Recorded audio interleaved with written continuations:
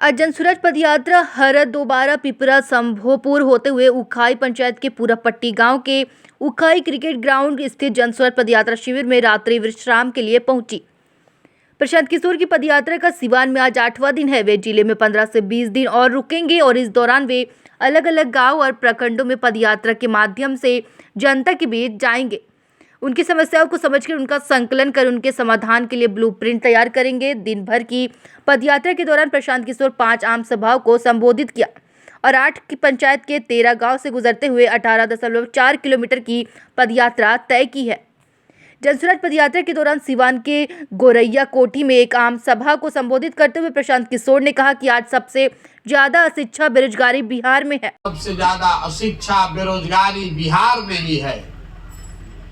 हमनी के सब आदमी कई तरह के प्रयास करके देख लेलस। पहले कितना साल तक एजा के आदमी हमनी के कांग्रेस के वोट देते रही जा। ओकरा बाद 15 साल तक गरीब के लड़के लालू यादव जी को वोट दिया गया। फिर आदमी कहल कि ना भाई पढ़ल लिखल आदमी के बनावो, तो 17 साल से नीतीश कुमार भी बैठल बाड़न। दिल्ली में आदमी मोदी जी के भी वोट दे के देख लेलस। बिहार के दशा सुधरते नहीं। ये पुरान रोग जैसे होला, रउआ पकड़ में नहीं आवत की रोग बा का है, तो हम चलल बानी देखे, लोगों को बताने चले हैं, आपको समझाने चले हैं कि आप पहले ये जानिए कि आपकी ये दुर्दशा है क्यों। ये दुर्दशा इसलिए है कि बिहार में 5 बरिस हमनी के बैठ के बतियावत आनी जा आपन समस्या के बाद। रुआ जहां चल जाई, आपके गांव में यहाँ बैठेंगे, आदमी कही के जा कितना भ्रष्टाचार बा, सड़क नहीं थे, नाली नहीं थे, गली नहीं थे, लइकन के पढ़े के व्यवस्था नहीं थे, रोजगार नहीं थे, खेत में पानी नहीं थे, यूरिया नहीं थे मिलत 277 में, फसल रुआ 2000 के धान 1500-1600 में बेचत आनी, लइका मारल फिरत आन, दूसर जगह जाके मजदूरी करत आन। ये सब बात आपको मालूम है, आप रोज चर्चा भी करते हैं, लेकिन जहिया वोट होई वो दिन सब बात भुला गई। बिहार में पिछला 30-40 साल में वोट के दिन आदमी के 4 गो बात याद बा। पहला बात, हमार जात का बा, आ के हमारा जात के खड़ा बा, चलो ओकरे के वोट दिया। जे जात से बच गई ओकरा के हिंदू मुसलमान भारत पाकिस्तान पुलवामा चाइना करके उनका से वोट लिया था। सबे कहता है भाई सब हिंदू एक हो जा। मियाँ जी लोग के नहीं जीते देवे के। मुसलमान भी बेचारा डर के कह रहा है कि अच्छा जाए तो भाई हमनी के एक और रोकल जाओ। तो हिंदू मुसलमान हो गई। जिस नेता को आप कल तक गाली दे रहे थे, अभी रवा संकल्प ले ले बानी कि अब की हालिंका के वोट ना दे, सिलेंडर के बड़ा पैसा लागल बा। नेताजी हमार सुन ले नहीं थन, आ काल वोट होई आदमी कहते कि अरे सब भूला, ऊपर देखा, ऊपर पाकिस्तान हो गई, पुलवामा हो गई, तू अभी रोडे में अटकल बड़ा, जल्दी चलो के वोट दे भी दीजिएगा, तो भी बिहार सुधरने वाला नहीं। एगो प्रशांत किशोर आजाद की 10 प्रशांत किशोर, बिहार नहीं सुधर सकता है। जब रउआ सुधरे के तैयारे नहीं थी तो प्रशांत किशोर सुधार दी। हम चलत नहीं पैदल, 100 आदमी आगे लइका दौड़त आसन, 50 गो के शरीर पर तो शुद्ध कपड़ा नहीं थे, आधा से ज्यादा लड़कों के पैर में चप्पल नहीं है। राउर लइका पढ़े जाता उजा पढ़ाई नहीं के हो, पिलुआ वाला खिचड़ी खियावल जाता, और आपको अपने लड़के का चिंता ही नहीं है, तो नेता और दल आपका चिंता करेगा।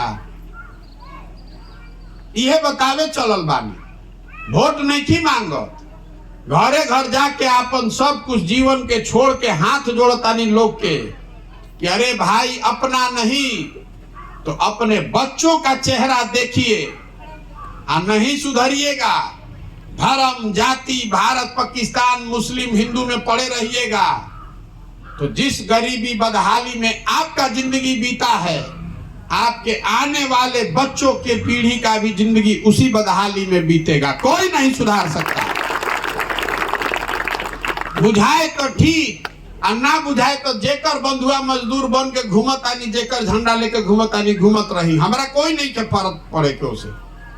हमारा लड़का तो देश के सबसे बढ़िया स्कूल में पढ़ा था, लालू जी के लड़का तो राज्य के मुख्यमंत्री बा, राउर न लड़का दिक्कत में पड़ल बा, तो रउआ न सोचे के चाहिए अपन लड़का के भाई। तो रउआ कहता नहीं कि नेता ठग लेलस, आदमी रोड पर चलता नहीं, कुर्ता पैजामा पहले कोई देख लेलस तो ध लेता, ए भैया तनी हमरा के राशन दिवा दी, ए भैया तनी हमारी इंदिरा आवास दिवा दी। देखिए हम लोग की दुर्दशा। इस राज्य, इस देश को जिसने आजाद कराया महात्मा गांधी ने, आपको हमको अधिकार दिया है बाबा साहब अम्बेडकर ने। आप जिसका बटन दबाते हैं वही राजा बनता है। रउआ के हमरा के राजा बनावे का अधिकार देके गइलन जा, आ हमनी के अपन बेवकूफी से आज भिखारी बन के घूमता नहीं जा। जहिया वोट दिया था वो दिन जात के नाम पर, धर्म के नाम पर वह वोट देता नहीं, तो 5 वर्ष भिखार बन के घूमता नहीं। और अगर वोट ठीक से देते, अच्छे आदमी का चुनाव करते, तो 5 वर्ष राजा बन के रहते। नेता आके एड़ी रगड़ित रहुआ घर के सामने,